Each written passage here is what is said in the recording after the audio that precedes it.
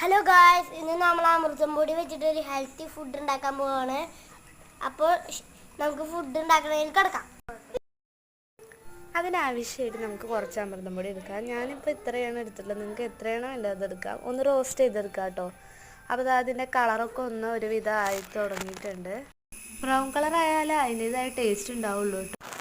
ഇനി നമുക്ക് ഇതൊരു പാത്രത്തിലോട്ട് മാറ്റി വയ്ക്കാം. നമ്മൾ ഇതിലേക്ക് മാറ്റി വെച്ചു. ഇനി നമുക്കിതിലോട്ട് 2-3 ഏലക്കായ ഒന്ന് വറുത്തെടുക്കാം കേട്ടോ. നല്ല ടേസ്റ്റും മണവും ഒക്കെ കിട്ടാൻ വേണ്ടിയാണ് ഇത് കേട്ടോ.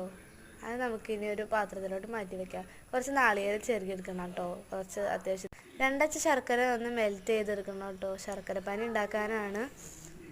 അപ്പോൾ അത് നന്നായി തിളച്ച് തുടങ്ങിയിട്ടുണ്ട് കേട്ടോ. ഇനി നമുക്ക് വറുത്ത് വെച്ച ഏലക്കായ ഒന്ന് പൊടിച്ചെടുക്കാം കേട്ടോ. നന്നായി പൊടിച്ചെടുത്തിട്ട് ഇനി നമുക്ക് ഈ ശർക്കര പാനിലോട്ട് ആ നാളികേരവും ഏലക്കായും ഒക്കെ ഇട്ട് ഒന്ന് മിക്സ് ചെയ്ത് കൊടുക്കാം കേട്ടോ. നന്നായി ഇളക്കി കൊടുക്കാം. ഇനി നമുക്ക് അതിലേക്ക് നമ്മൾ വറുത്ത് വെച്ച പൊടി ഒന്ന് ഇട്ട് കൊടുക്കാം. എന്നിട്ട് നന്നായി ഒന്ന് മിക്സ് ചെയ്തെടുക്കാം കേട്ടോ. നല്ല രീതിക്ക് തന്നെ ഇളക്കി കൊടുക്കുന്നുണ്ട്. ആ ഒരു മിക്സ് റെഡി ആവുന്നത് വരെ. അപ്പോൾ നമുക്കിതൊന്ന് പാത്രത്തിലോട്ടാക്കിയിട്ടൊന്ന് ചൂടാക്കി എടുക്കാം. അതിലോട്ട് കുറച്ച് നെയ്യൊക്കെ ചേർക്കുന്നുണ്ട്. ടേസ്റ്റ് കിട്ടാൻ വേണ്ടിയാണ് കേട്ടോ. നിങ്ങൾക്ക് ആവശ്യത്തിന് മാത്രം ചേർത്താൽ മതി.